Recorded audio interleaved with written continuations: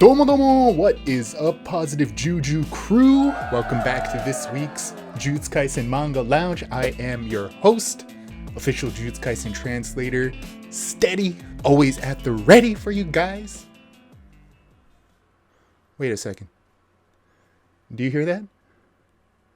Yeah. I think that's the sound. That's the sound of hype.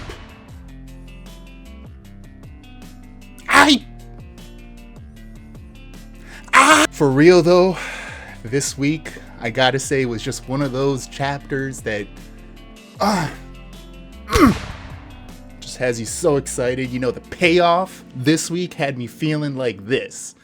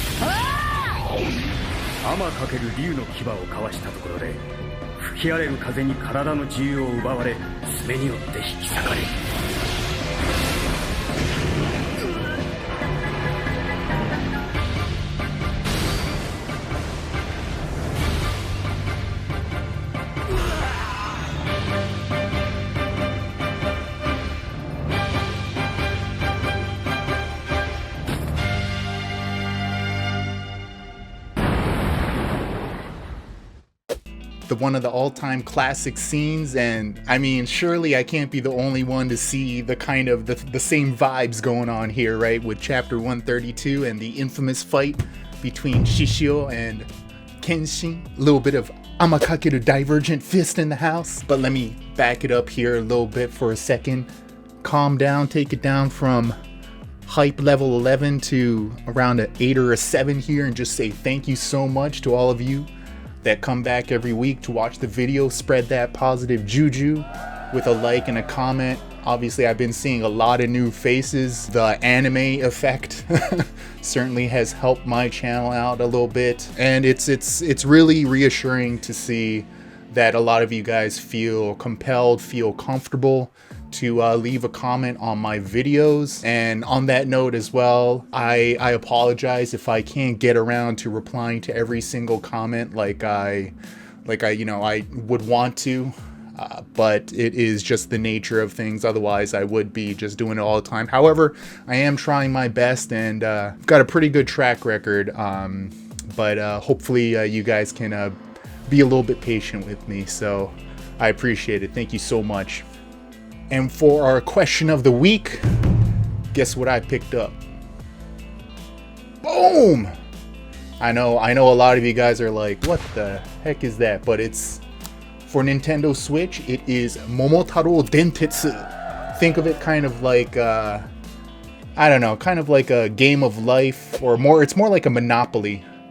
But the board is Japan, and you take a train around and you kind of like buy up different properties and stuff and increase your stock, and you play against other players and things like that. It's kind of like a dice rolling chance kind of game. The reason why I bring it up is because this is actually what Gojo was referencing in the flashback arc when he was talking about 99 years of Momotaro Dentetsu. That's actually, so the years is how they kind of do the turns, kind of like months and years and stuff, and that's how they kind of calculate the turns, and you gain money, and whoever has the most money by the end of a certain number of years is the winner. So they just came, this is like old school, like OG, and they finally came out with a new one. So my question for you this week is, have you ever been to Japan? And if you have, where? What did you like about it? If you haven't been to Japan, would you like to go? And if you would like to go, what would you like to do there? Where would you like to go? Let me know down in the comments. I'll be looking forward to it, all right? Anyways, let's get into it. Here we go. Jujutsu Kaisen chapter 132. Let's do this. Oh, wait a second. I hope you got something to drink ready. I got a little bit of the sweet, sweet nectar right here. Yeah.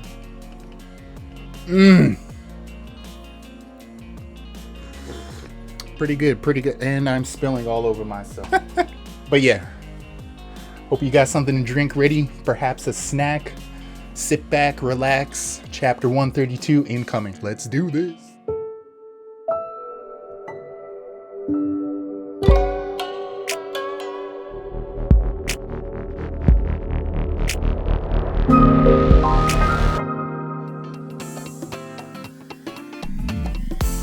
Alright, so obviously we start off the chapter here with the notion that we've been talking about for the past few weeks, this idea of kind of the Black Flash. And, you know, I've gotten a lot of comments of people talking about how this fight is just, it's kind of like, it's a brawl at this point, right? Not that there's anything really necessarily wrong about that, but it does kind of take away from what Jujutsu Kaisen is all about, the strategic nature of it, the kind of rock, paper, scissors, and the kind of the trickery and this and that. And of course, Black Flash is cool and all, but all of a sudden, you know, we were starting to kind of question, well, is Black Flash just a stronger punch at this point? You know, like it seems that Yuji can use it at will at this point and kind of devalues it. I admit that as well. That's what I was kind of thinking myself, but I really like how Akutami Sensei starts off the chapter here. Hey guys, hey, steady, stop complaining about Black Flash. I hear you. I hear you. The situation is that Yuji is just in such a state of focus. He kind of makes you think that he can use it at will.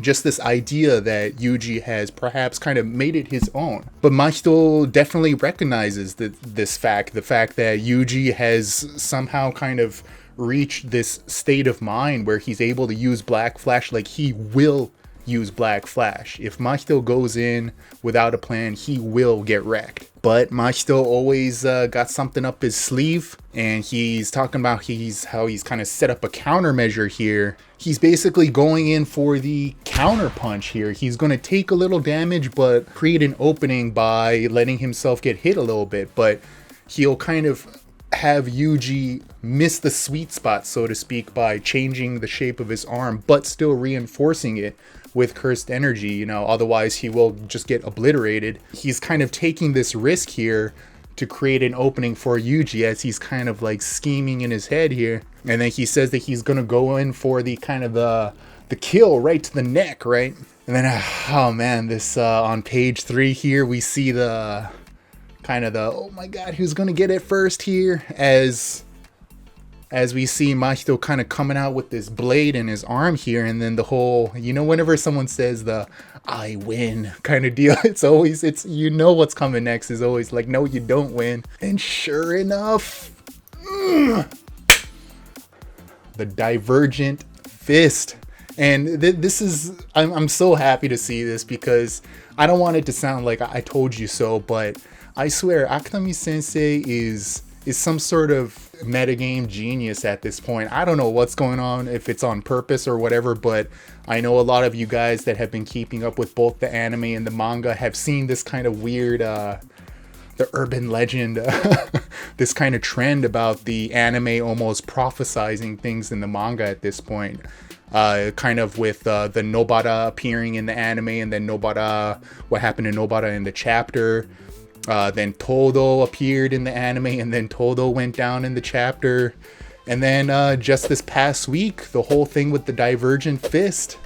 And then I was watching that episode and thinking to myself, I was telling you guys last week, yeah, whatever happened to Divergent Fist? And sure enough, here it is. This is the trickery. This is the greatness right here, you know. Again,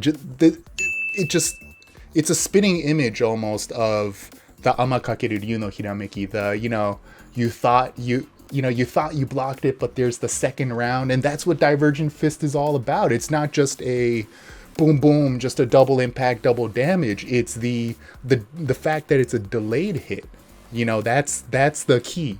And that's exactly what Gojo was talking about, saying how this is going to be a big weapon for you one day. And Nanami was kind of elaborating on, thinking to himself too, like, if he's able to use this Divergent Fist and apply, cursed energy to, he didn't know at that time, but to something like Black Flash, he could be dangerous. And this is where we see that payoff, as we see Mahito with that kind of, oh my god, what was that second impact kind of deal here. And then,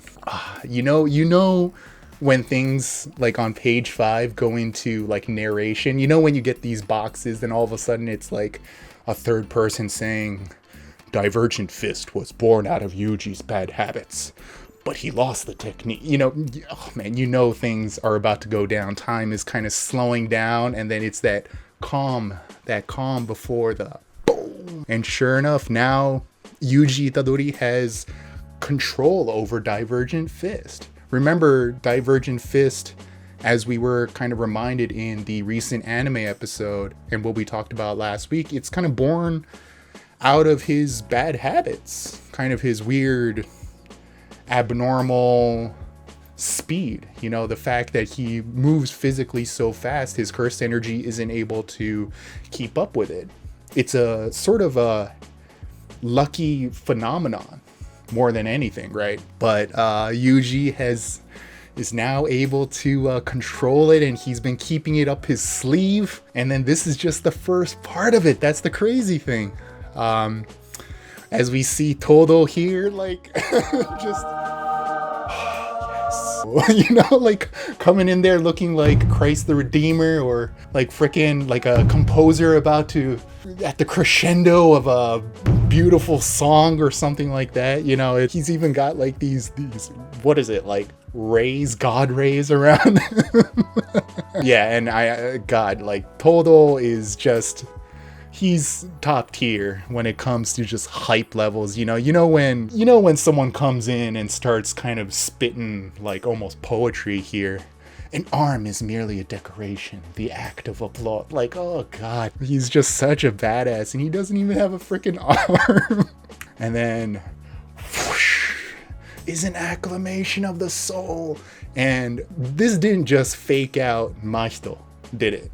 This faked out me translating it, everyone reading it. We're all like, yes, he can still do it. The payoff. As we see Mahito conditioned into anytime he sees that clap now. Remember, 4 or 5 chapters ago, he was saying, I will get used to it. I will learn how to get around this whole Boogie Woogie clap. I will. And then this is the moment where he finally does it. He finally is able to react to this clap. And you see him turn around because, they're facing each other. Yuji and Mahito are facing each other. So if the clap comes, then all of a sudden Mahito goes from here to here, and they would be, so he would have to turn around. But here it is, the 2-page spread here, as we see Mahito just swinging air, and then the trust between Yuji and Todo here, the connection here, the brotherhood between him and Todo. He is able to react to it the way that Todo intended. He knew that it was a fake out. He had a sort of suspicion, perhaps. It's however you want to really interpret it. Maybe it's just kind of a sixth sense that Yuji had, that they wouldn't switch, a trust, And then Mahito recognizes his mistake here as he's got his back face to Yuji now. And then, man, just this high, and then, I've had a little while to think about the fact that the Boogie Woogie is dead. And I do think Akutami Sensei has followed through with it. I don't think they're just using it as kind of like a well, he might have his arm replaced or grown back or whatever. I think a lot of people bring up what happened in Volume 0. I don't want to go into too much detail, but remember, it wasn't Shoko, it was Yuta, with the help of Rika, nonetheless. So, I think Aoi told those, like he says, it's dead. And at first thought, like, you know, how I've been talking about the past few weeks, I was like, well, that sucks. I don't know if I'm happy with that decision, but to be honest, I think this is kind of I wouldn't say that this is the threshold, like this is the tippy top of Boogie Woogie, but I don't see Boogie Woogie really being used to any, I'm not trying to diminish it, but like this is the peak. This was like peak Boogie Woogie, what we saw in this fight. And this finale here, this kind of payoff of the fake out at the very end. I think, yeah, the more I think about it, I'm like, okay, I can deal with it. And Todo, I mean, we all know, of course, Akutami Sensei, it was probably the hardest for them to make this decision. And I think that they've got something for Todo. You know, he's still an extremely capable fighter. And it's interesting because this is kind of the same thing that happened with Naobito. Naobito also is missing a hand as well. So we got two characters here who are still very, very powerful. But it'll be interesting to see how Todo is able to kind of overcome this. And I think that it will be a very interesting plot point as well. So we'll see. But then we come in with the boom, the Koksen Black Flash. Just like... Oh my gosh, you have no idea how excited I was when I was translating this. I was just like, I can't wait for everyone to read this damn chapter as I was translating, and I was like, yes. So jumping up and down in my chair. But yeah, I mean, absolutely amazing. As we see Mahito go flying off, and yeah, page 13, all of a sudden Mahito, a shadow of his former self here. He's spent, and he, you know, he's forcing himself to throw up here, and no more transfigured humans as well. And then just this intense look on Yuji's face on page 14 here. Still with that little detail with this kind of part of his mouth missing here. And the philosophy, we see Yuji has kind of, this was kind of a turning point, a catalyst for him. He's able to acknowledge the fact that Mahito, what he was saying, that there is some truth to it. You know, Mahito wasn't just spouting nonsense for the sake of it. That's the brilliant thing about Jujutsu Kaisen, is this whole idea of there's no such thing as black and white. That everyone is guilty of something. No one is completely in the right and no one is completely in the wrong. Of course, you have some crazies in the manga, like, you know, like as much as I love Geto, obviously he went down the wrong path. But there still is some truth to Geto's philosophy, depending on the way that you look at it. And for even someone as crazy as Mahito, there is some truth to what he's saying, that Yuji and Mahito, that himself, are kind of, they share these similarities. The idea that Yuji at this point doesn't really think twice about killing curses and stuff, right? To Mahito, that's family. To him, those are his fellow cursed humans. Yuji has kind of lost count of that number, of the number of curses that he's killed. And it's interesting to see Yuji kind of growing, because we did see when in the Junpei arc at the movie theater, for example, there was this regret on his face when he realized that those were transfigured humans that he killed. There was this regret when he killed Kechizu and Eso at the Yasuhachi Bridge. And now all of a sudden Yuji has kind of perhaps lost a part of his humanity, And it makes him a lot more complex, and it makes him very interesting. It will be interesting to see how he kind of overcomes this, or how he kind of copes with it. But as he's kind of going on talking here, saying, you know, but that doesn't matter right now. Yeah, I admit you're right. There are things that perhaps I'm guilty of, but to be honest, I don't care about the consequences right now. Right now, in front of me is you, and I am going to kill you. Very much reflecting what he told Mahito when Mahito took out Junpei. Remember, just that rage in his face. I'm going to kill you. Even if you come back as another curse, I'll kill you. Change your name, change your form. I'll kill you again. I don't need to find a meaning or reason. That doesn't matter anymore. Maybe 100 years after my death, the meaning behind my actions will become apparent. But to be honest, I'm probably just a cog in the greater plan. But I'll keep killing curses for as long as I can. That's my role in all this. And notice how he keeps on saying, I'll keep killing curses, right? And I think Mahito has mentioned that before too, saying like, don't you mean exercise? Right? The fact that Yuji is using this terminology of kill, he's definitely kind of blurred the lines here now. And that kind of speaks to Yuji's mentality here, for better or for worse. You know, it's not fun and games anymore. You know, it's this idea of living kind of a peaceful life at Jujutsu High with his classmates and going out on missions every now and then. Those days are gone. And it really speaks to the discourse for Jujutsu Kaisen from here on out. There are a lot of consequences.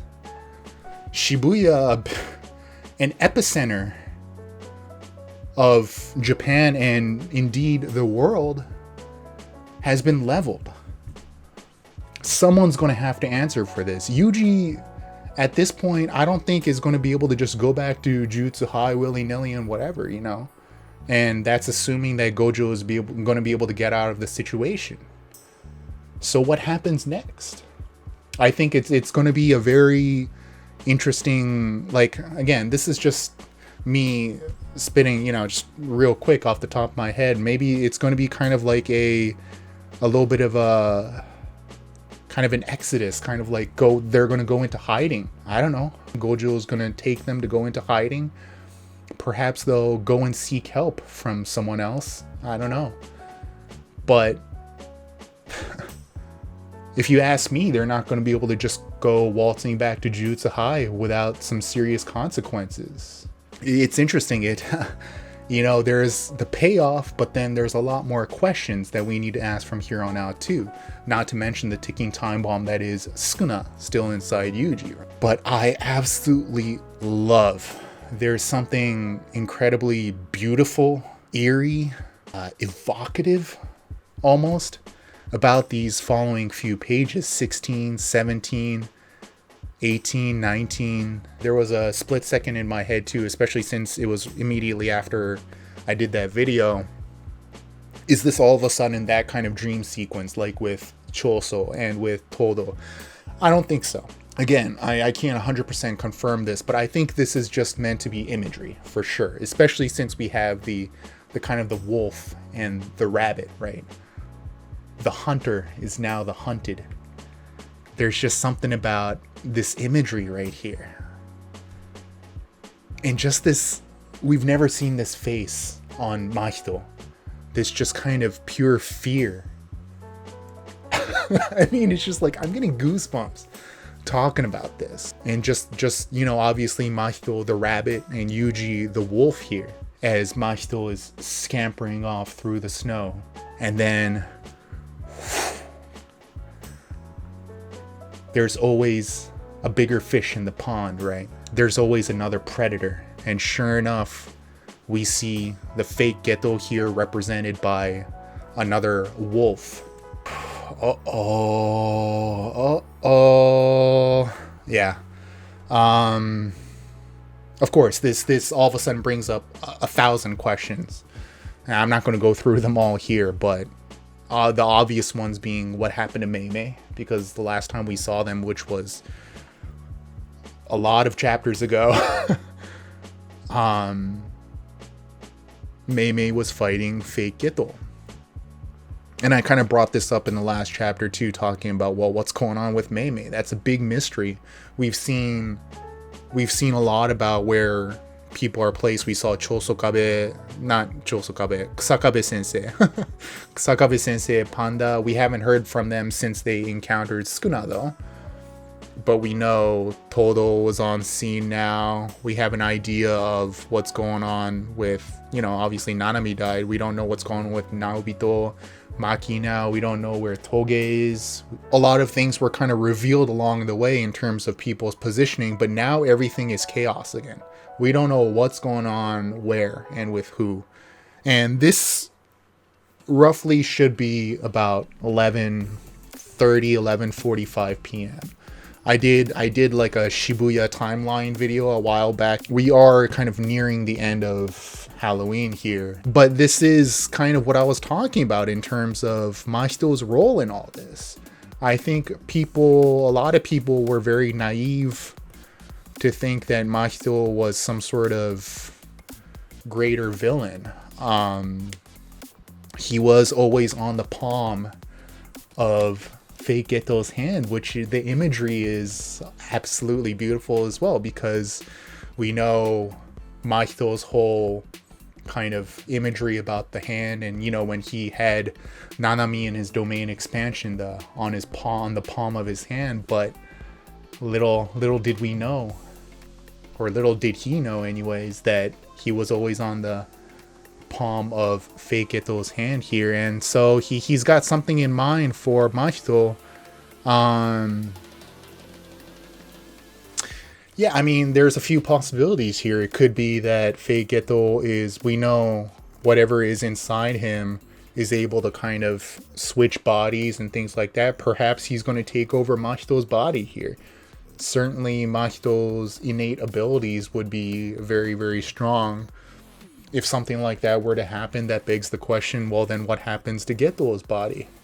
There's kind of a piece of me, a hope that the Geto that we know and love anyways, will be back in some form or another. I think it's just too good of a story for Geto not to be in the story again.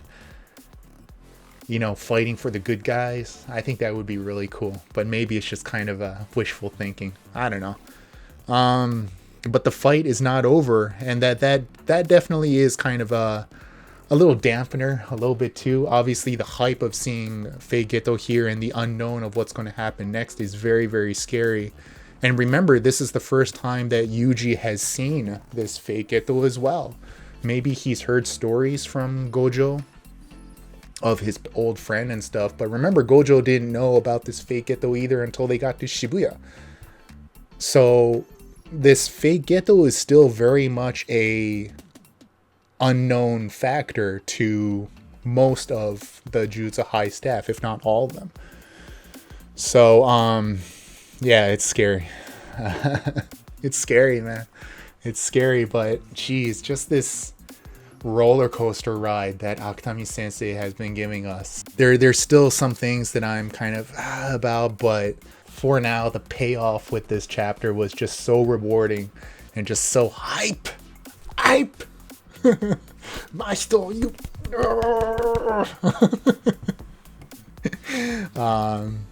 So yeah, I mean, it was awesome. Let me know what you guys thought of the chapter.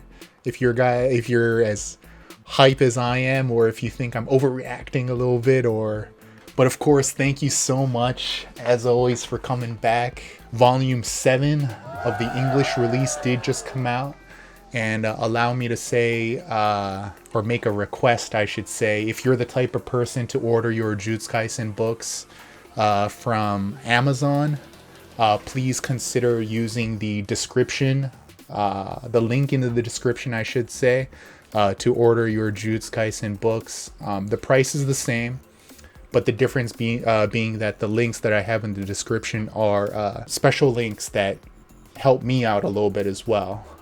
Gives me a very, very small, it's tiny, but it does help out a small portion of the sale.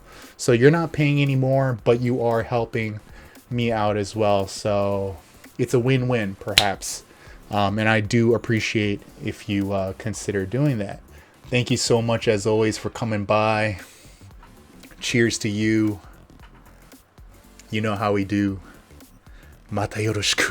We'll see you in the next video. Alright. Ooh.